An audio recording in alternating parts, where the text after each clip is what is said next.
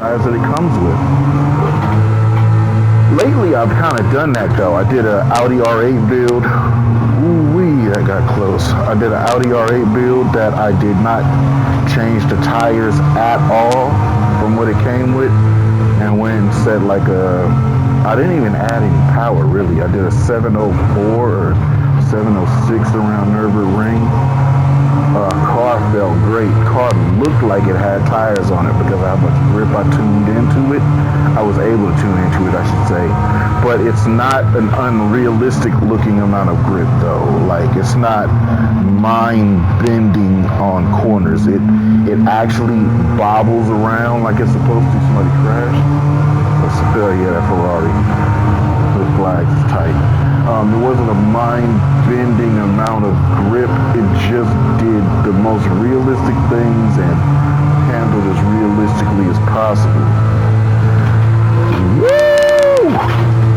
I kept pedal flat down on that. I usually pedal just a little bit on that corner, or sometimes I shift early in the fort.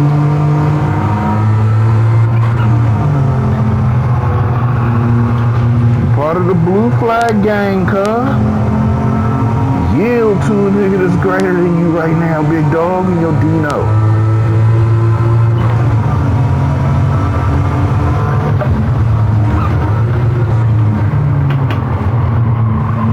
He's gonna spin. Oh, he handled it. Hey. Right now.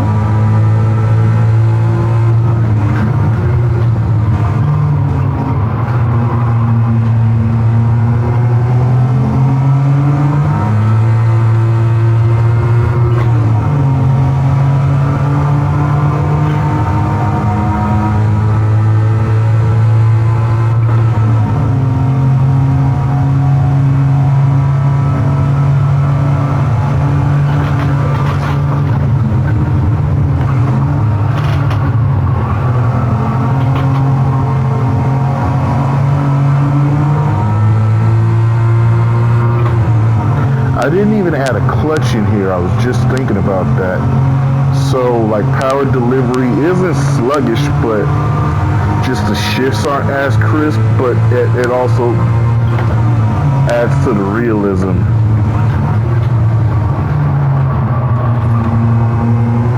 Like my Z, I have a 77. It's a fuel injected 2.8. Same body as this though. Yeah, you ain't doing no lightning fast shifts. You're not gonna jam this thing through, and you know what I mean? It's a nice conservative shift, but it's a good crisp shift.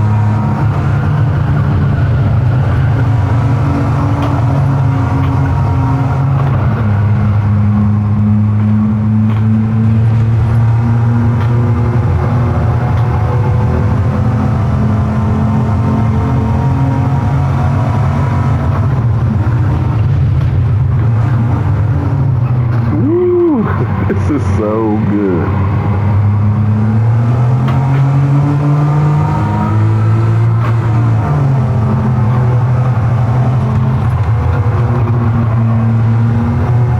Can't do that with a little too much sauce.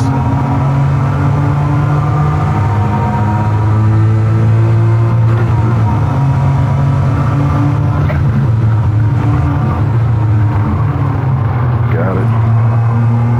Pushing it a little too hard right there the last 2 laps. I'm trying to get more out of 4th gear going down that hill. That's, truth be told, what's happening.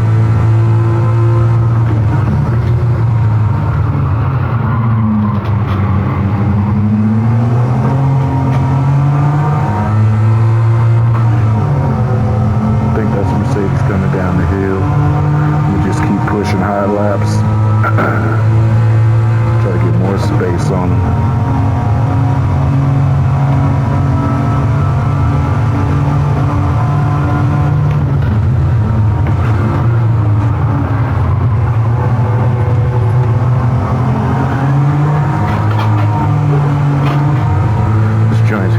like she's supposed to be.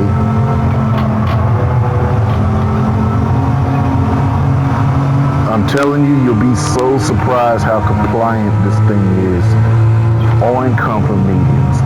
This is an outrageously good drive.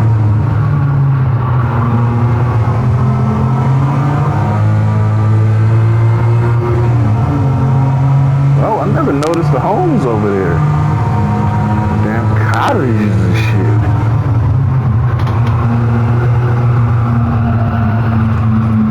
I'm like, do it.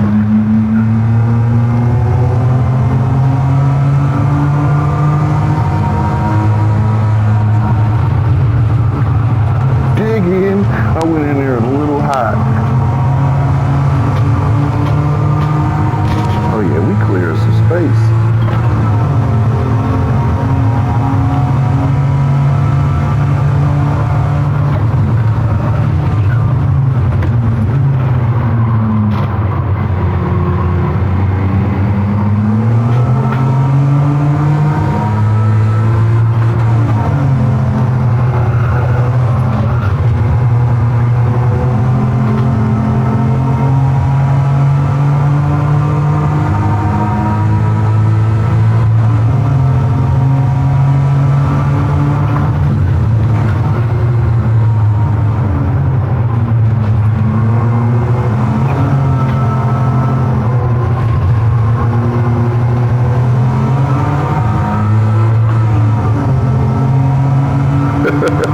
That clutch slipping sound is hilarious on shifts. And again, these are things that I hope are relaying on the stream.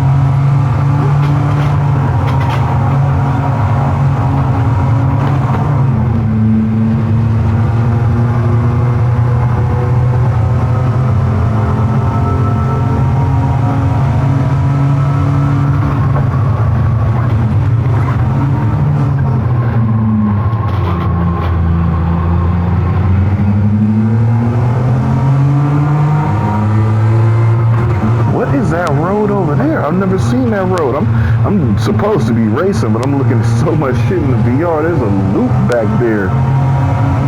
That's wow. That shit looked like Rainbow Road from Mario Kart.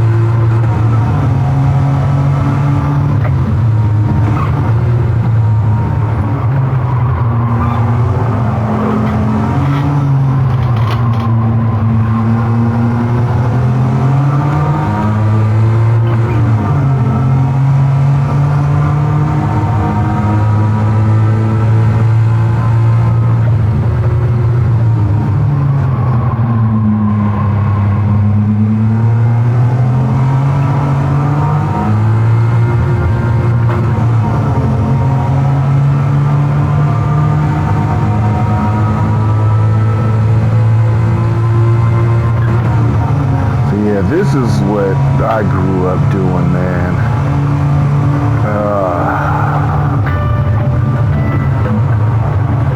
Hold on.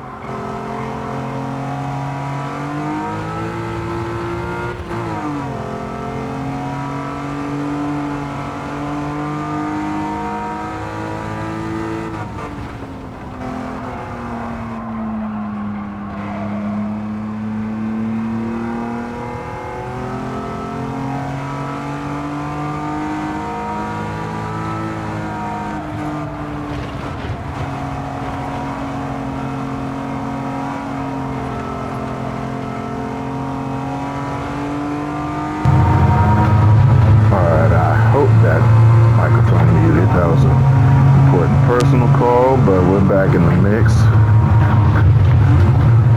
I saw the icon, so I do hope that microphone muted. I've been dealing with some stuff lately.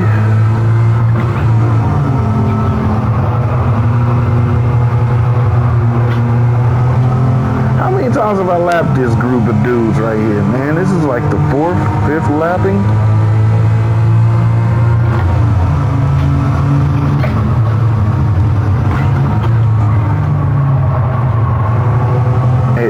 It's cool in the VR how much more apparent it is that it's sunnier, that the clouds...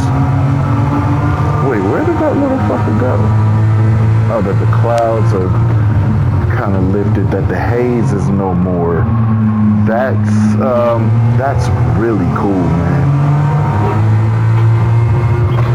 At least in the immediate, because you can see in the distance it's still hazy. That's so cool. We're gonna do our last pit.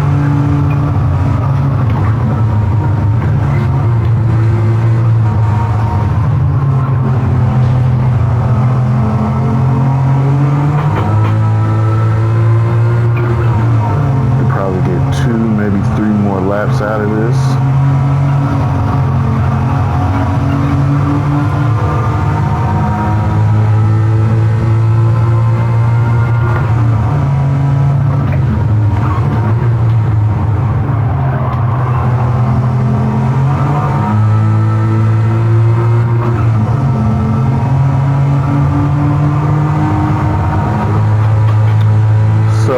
With the blending of the sim worlds and, you know, guys really wanting to call everything a simcade, if it ain't 100% sim, I mean, I feel them. They want to protect some stuff that they think matters. But dealing with conditions of environment, temperature, track surface changes, given that environment change, you know, fuel, tires, how a game decides to give up that flavor, how to, you know, what your steering is going to feel like. This physics is really good.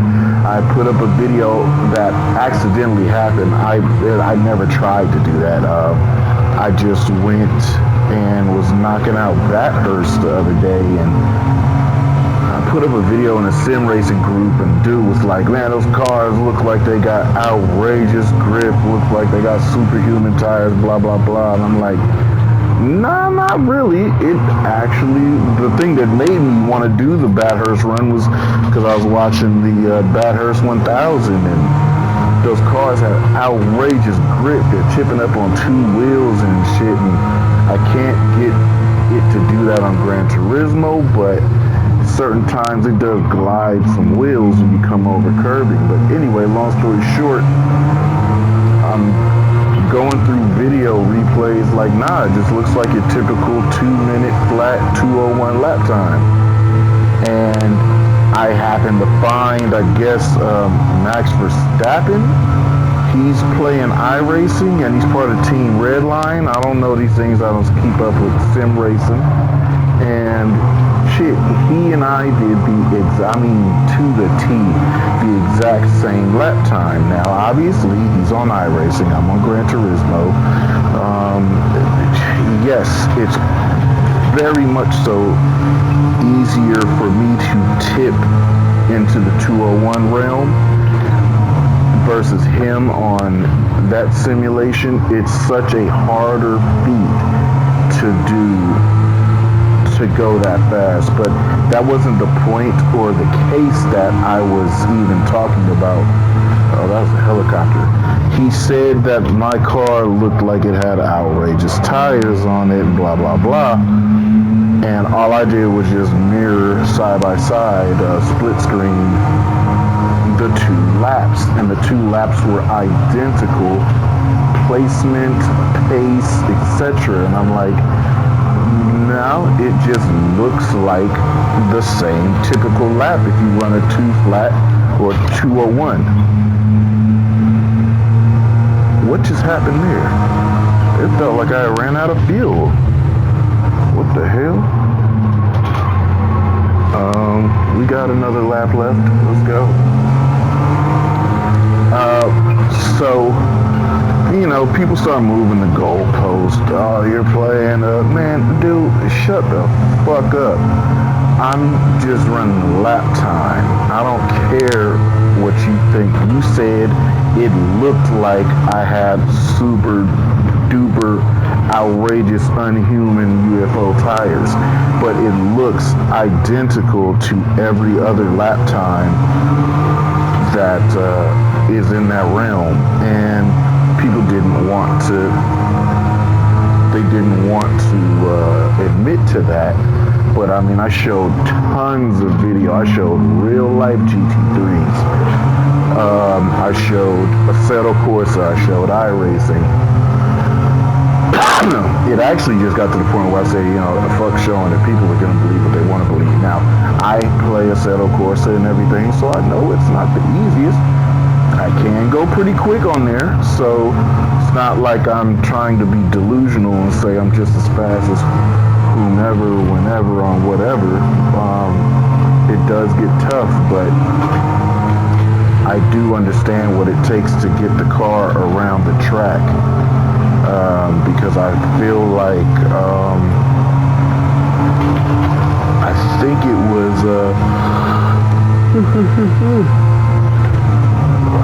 sorry, very tired. I think it's a harder, more respectable feat. I feel like Max Verstappen's lap is so legendary just off of the fact that he did that qualifying run at night, apparently. It was dark, and the pace that he ran, I'm like, damn, to do that under just the cover at night. Not to mention the drop in track temperature that it probably had versus when it was sunny. Gran Turismo does that a lot. If you have the time, like right here in this shaded area, the track temp drops quite a bit. All right, we're gonna, ooh, wee! I thought I was about to hit the wall. We're about to pit. And that'll be our last pit.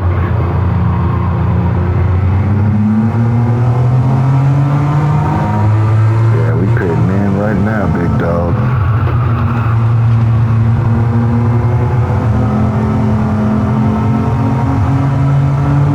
And so for me, doing this in real life as well, dog, it's muscle memory. If you get the opportunity to physically make a corner happen on wheel and pedals, when you get into a real car, it doesn't matter how fine,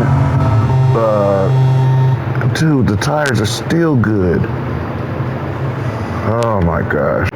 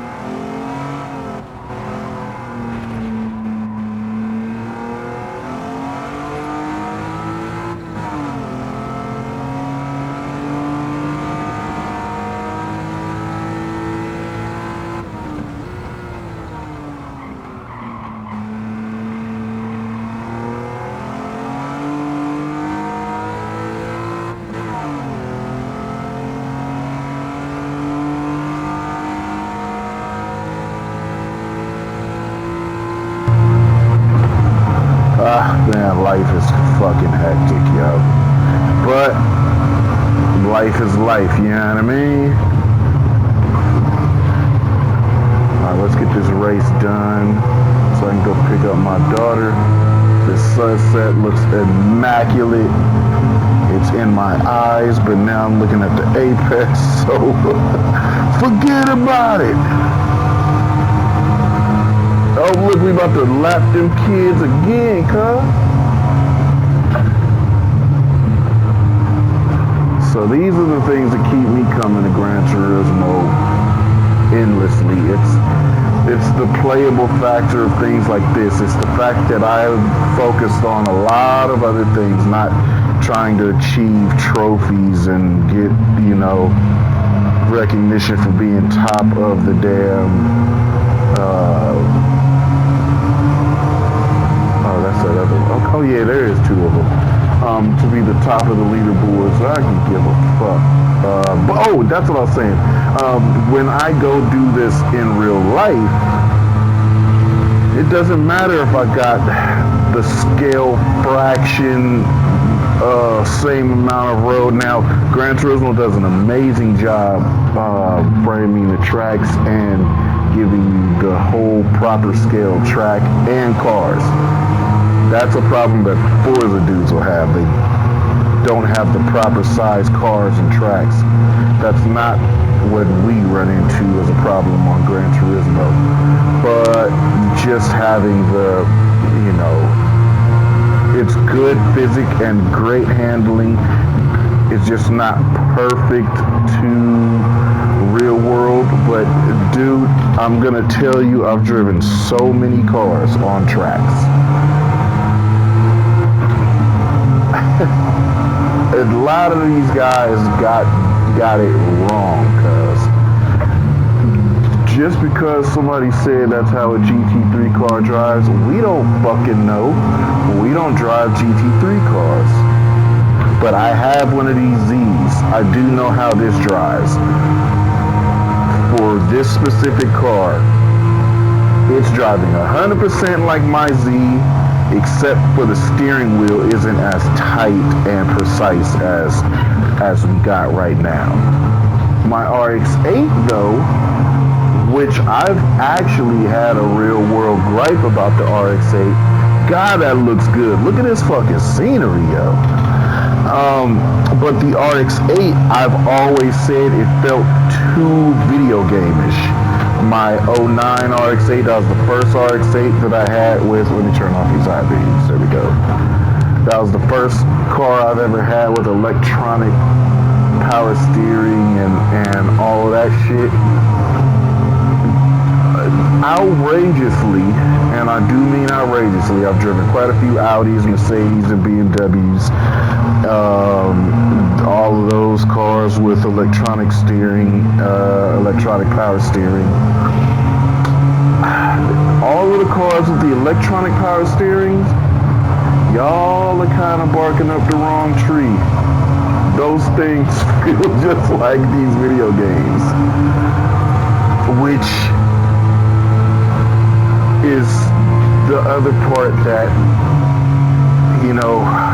you get to the point where what is the reality and what is the fake, right? Because like my son that may not get real world understanding of how these cars handle, aside from what I personally own or, friends that let him get his hands on their car, he ain't gonna know how this real Z from the 70s feels if it wasn't for me having one.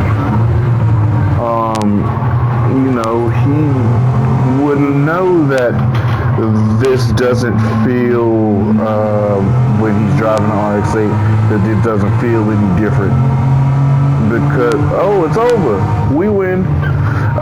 Because it's just one of the things that this is what he experiences and feels. And that's kind of that, you know what I mean? These games they've moved past you caring how technical they are to just hey man, we fucking did that. They moved past, 26-7, not bad. They move past how technical they are to, just you having the experience